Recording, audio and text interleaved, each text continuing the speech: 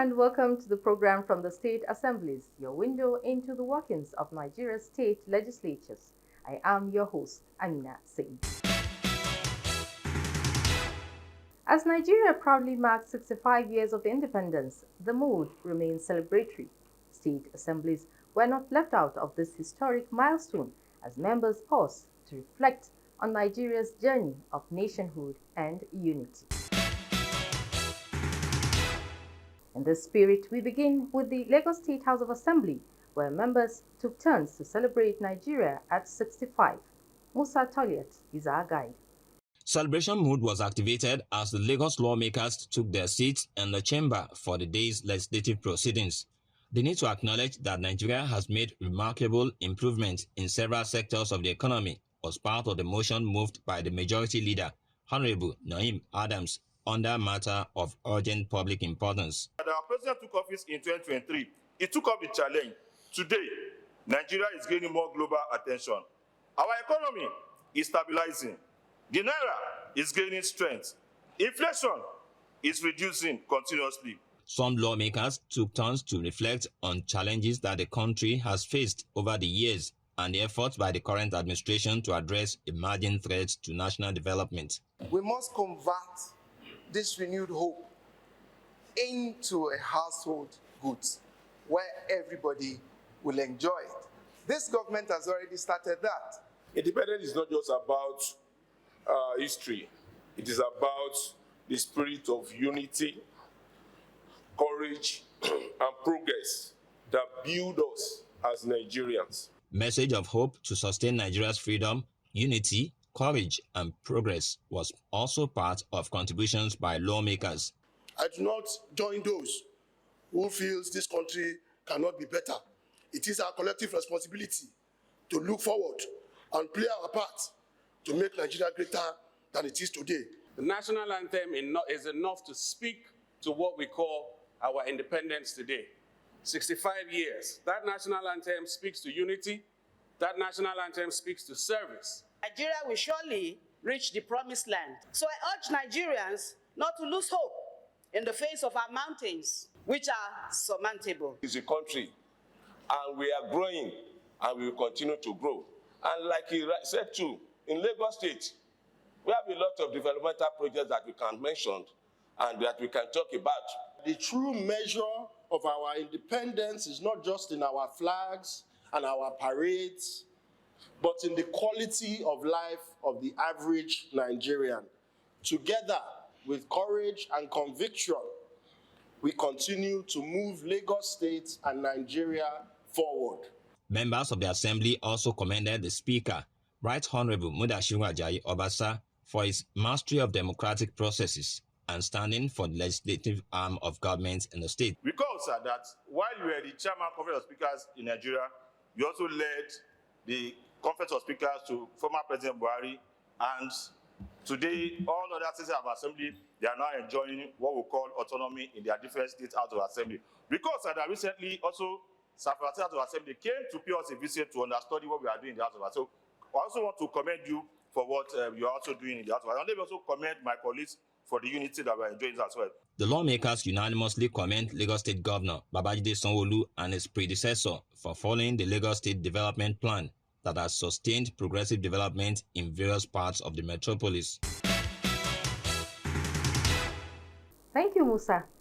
The Cross River State House of Assembly has joined the rest of the country to mark Nigeria's 65th independence anniversary with a strong message of unity and progress. Effective representation and commitment from government at all levels are crucial to building a greater nation and achieving good governance. For the legislative arm of government in Cross River State, Nigeria has recorded significant milestones in development, and at 65 years of existence as a nation, the country is still progressing despite challenges. I think we have made tremendous progress to consider the time past when we were under military regime.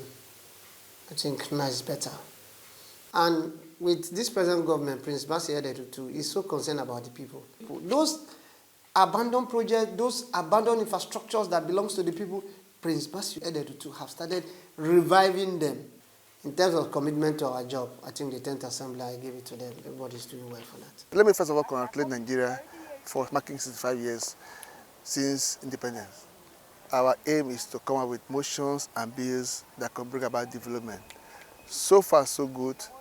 My bills and my motion are tailored towards development, towards improving the income, the revenue of the state, towards also improving the livelihood of our people, of our citizens.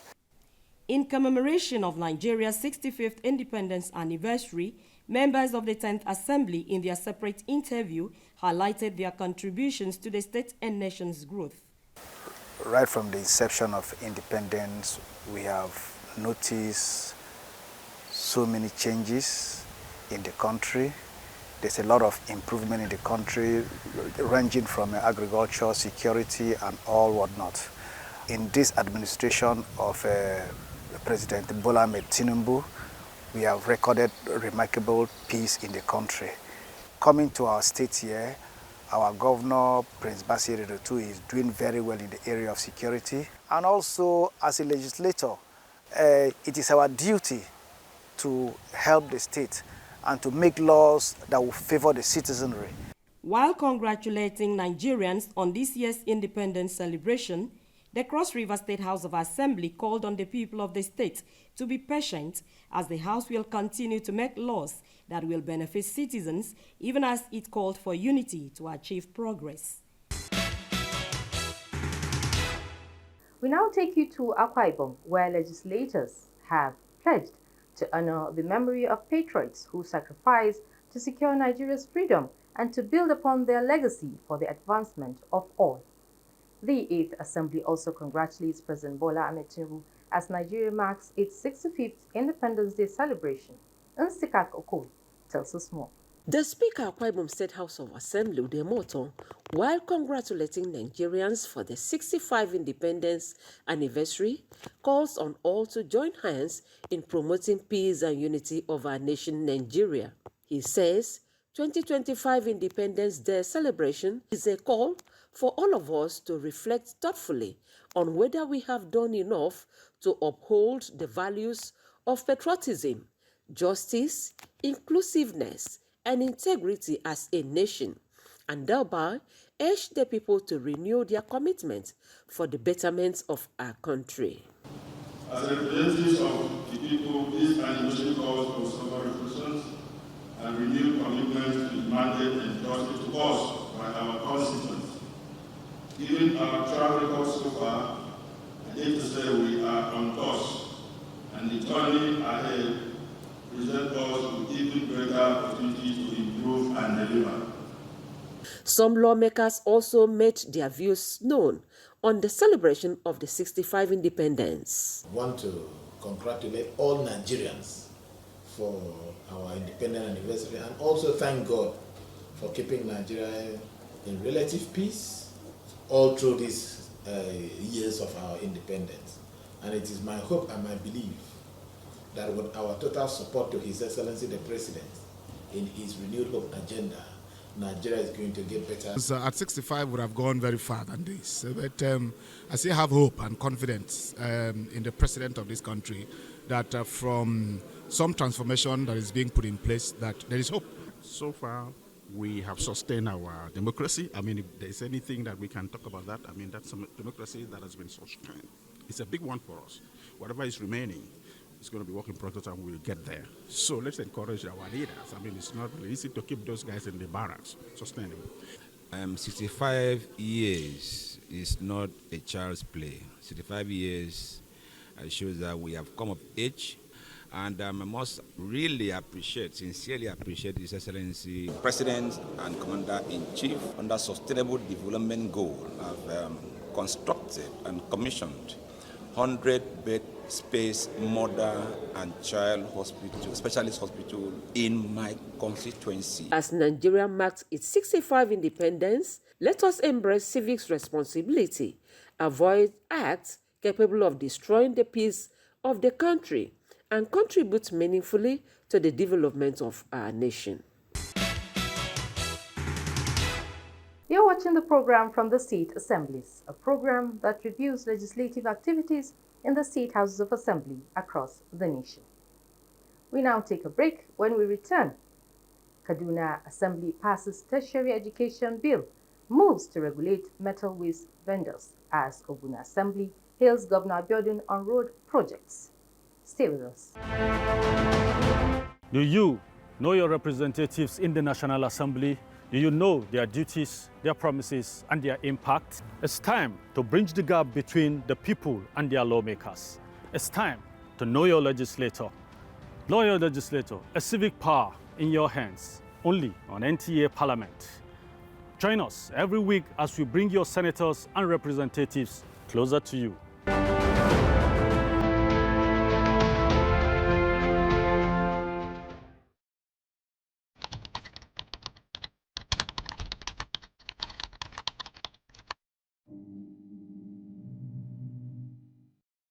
Here at the National Assembly, precisely in the lobbies of the Senate and the House of Representatives, we have this pictorial representation of successive presiding officers of both chambers of Nigeria's bicameral legislature. We begin first with the Senate. Nnamdi Azikiwe was first president of the Senate before becoming Governor General at Nigeria's independence and eventually Nigeria's first ceremonial president. He was succeeded by Dennis Usadebe, who held sway between 1960 and 1963. Next in line was Nwankwo Rizu, who presided from 1963 to 1966 and was acting president before the military coup. Joseph Wyas holds the record of youngest president of the Senate at 38, enjoying a full tenure in the Second Republic from 1979 to 1983. Iochia Ayu served as president of the Senate in the Third Republic between 1992 and 1993 before he was impeached. He was succeeded by Ame Ebute, whose tenure was short-lived like the Third Republic. On Nigeria's return to democracy in 1999, Evan Ewerem was president of the Senate from June to November 1999 before his impeachment. His successor, Chuba Okadibu, was also impeached after presiding between November 1999 and August 2000. Ayim Pius Ayim became the second youngest president of the Senate at 39, serving between August 2000 and June 2003. Next on the saddle was Adolphus Wabara, who was president of the Senate between 2003 and 2005 when he resigned. Ken Unamani took up the mantle from 2005 to 2007 to pave way for David Mark, who is so far the longest-serving Senate president from June 2007 to June 2015. Bukola Saraki succeeded David Mark as president of the 8th Senate from June 2015 to June 2019. Ahmad Lawan presided as president of the 9th Senate from June 2019 to June 2023, while Godswill Akpabio was elected president of the Senate on June 13, 2023 to date. From the Senate, let's take a walk down the long corridors of Parliament to the lobby of the House of Representatives. Here we also have in pictures the succession history of presiding officers who have held sway in the hallowed chambers of the House of Representatives. Jaja Wachukwu was first indigenous Speaker of the House of Representatives who received Nigeria's Instrument of Independence on October 1, 1960. His successor was Ibrahim Jallo Waziri, who presided from 1960 to 1966. In the Second Republic, Edwin Umezioke presided from 1979 to 1983, followed by Benjamin Chaha, who served as Speaker for a brief period in 1983. Agunwa Anekwe was Speaker during the short-lived Third Republic. Salisu Buhari was Speaker for a brief period in 1999, but resigned over allegations of age and result falsification. His successor was Gali Naaba, who presided as Speaker of the House from 1999 to 2003. Next in succession was Aminu Bello Masari from 2003 to 2007. Patricia Ete served briefly as the first female Speaker of the House of Representatives in 2007. Her successor was Dimeji Bankole, who became youngest Speaker in the history of the House. elected at 37. Aminu Tambuwal presided as Speaker from 2011 to 2015, paving way for Yakubu Dogara, who was on the saddle from 2015 to 2019. Femi Gbajabiamila held sway as Speaker of the Ninth Assembly from 2019 to 2023, while Abbas Tajuddin was elected on June 13, 2023, as current Speaker of the House of Representatives.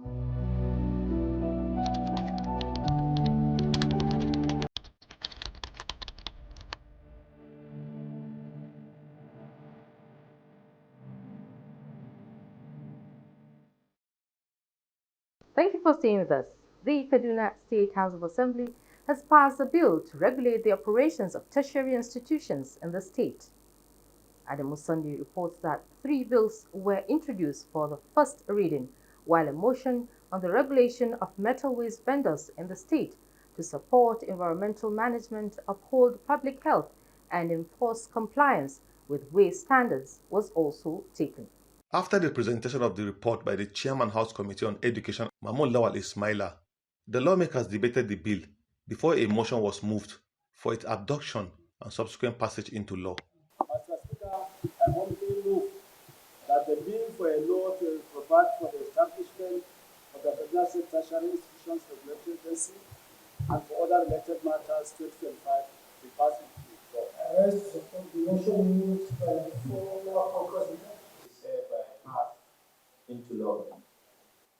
The National University Commission regulates university activities in terms of the academic standards, in terms of the environment, and in terms of compliance with the national policies.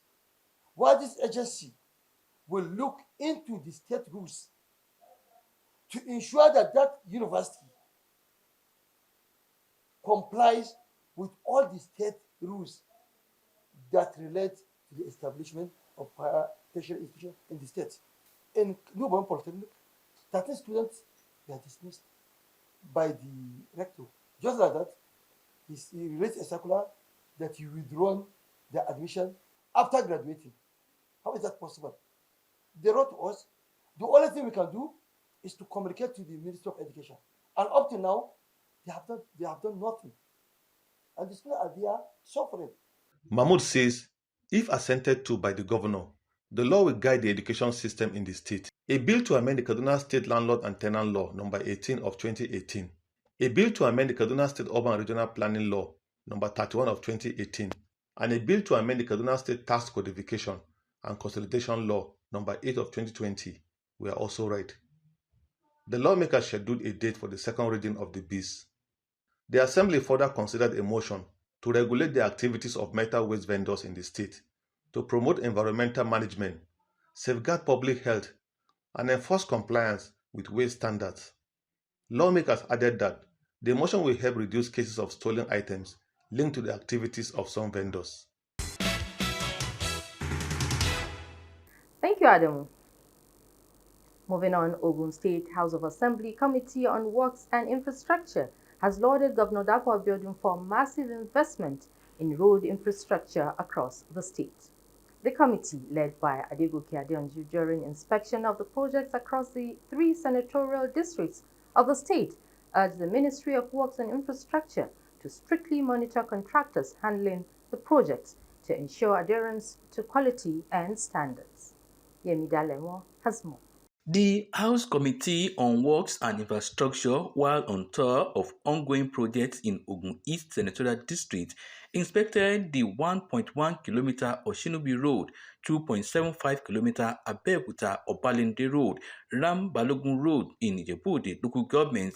They were also at the 3.175 km Luba Road and others, where they expressed satisfaction on the quality of delivery and advised contractors on distilling drainage channels for effective water passage. The committee, however, expressed displeasure on the quality of works on the Iworo Ogbogbo Ibeba Road in Ijebu North East local government, a 5.1 km road with 2.9 km, drawing the contractor's attention to the base layer and asphalted sections which were said to be below specifications.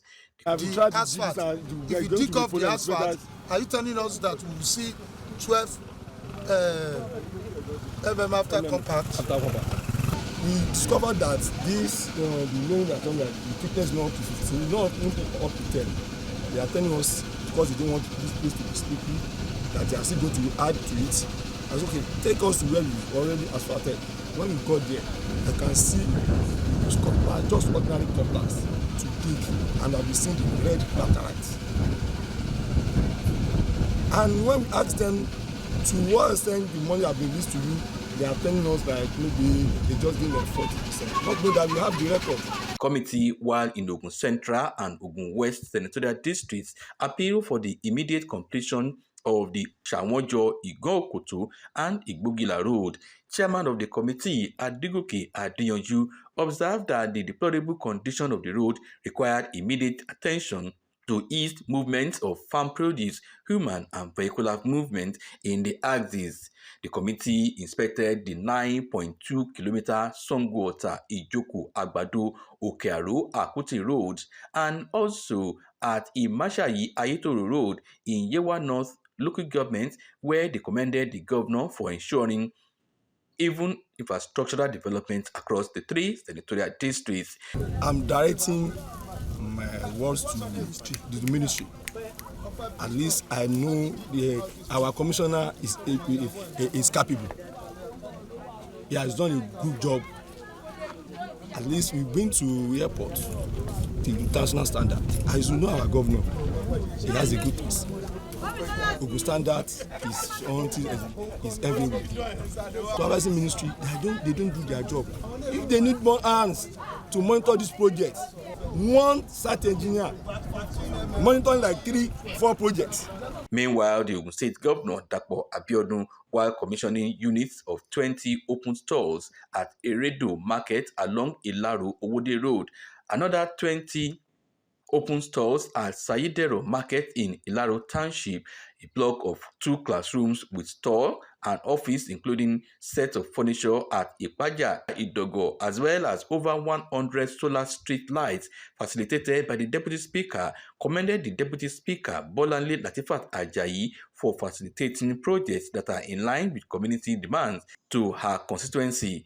The governor was represented by the Speaker of the House, Oludaisi Elemide. And in Kano, a renewed sense of hope on the horizon for workers at the Kano State Ministry of Justice as improved remuneration and welfare packages topped the agenda of Abdul Karim Kabir Maude SAN, one of the newly confirmed commissioner nominees. The Kano State House of Assembly confirmed Maude alongside Aliu Isa Aliu during plenary. Samira Hamisu Shura is standing by with updates from the Legislative Chamber. Erudite and agile sons of the soil, Modi and Aliu assured lawmakers of their readiness to deploy their wealth of knowledge and experience in moving Kano State toward greater achievements. For Modi, who is poised to take over as Attorney General and Commissioner of Justice, praising the congestion, expansion of state high courts, workers' welfare, and the review of laws to impose tougher measures against phone snatching and drug trafficking are among the pressing issues on his agenda. For Aliu Isa Aliu, mathematician by profession, focus will be placed on the recruitment of teachers in core subjects, strictly on merit, as well as proximity analysis of schools to help bridge the out-of-school children across the state. Meanwhile, the House also considered 2 private member bills: Kano State Basic Traditional and Birth Attendance Accreditation and Certification Program Bill, sponsored by Speaker Jibril Ismail Felgore, and the Kano State Directorate of Medical Laboratory Services Bill 2025,